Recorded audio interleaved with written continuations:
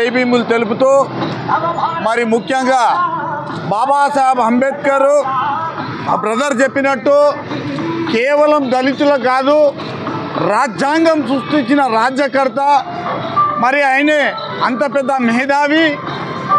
అయ్యా మన భారతదేశం నుంచి లండన్, అమెరికా, రష్యా పోయి అయ్యా మేము రాజ్యాంగం సృష్టిస్తాము, మాకు కొంచెం మీ సలహాలు ఇవ్వాలంటే అయ్యా మీరు మా దగ్గరికి ఎందుకు వచ్చిర్రు, మీ దగ్గర ఉన్న మేధావి బాబాసాహెబ్ అంబేద్కర్ అని అక్కడి నుంచి ఇక్కడికి వచ్చినాక మరి ఈయన రాజ్యాంగం సృష్టించిండు.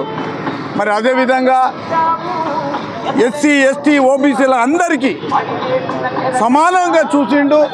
మరి నాకు ఒకటి అనిపిస్తుంది అన్నయ్య, మరి బాబాసాహెబ్ అంబేద్కర్ని చిన్నతనంలో మరి ఈ చదువు చెప్పే పంతులు బయట కూర్చుండబెట్టి మంచి పని చేసిరు అనుకుంటున్నా. ఎందుకంటే ఆయనను బయట కూర్చుండబెట్టినందుకు ఆ కక్షతోని అంత పెద్ద చదువులు చదివి అలా ముఖాల మీద కొట్టినట్టు ఆయన రాజ్యాంగం సృష్టించాడు.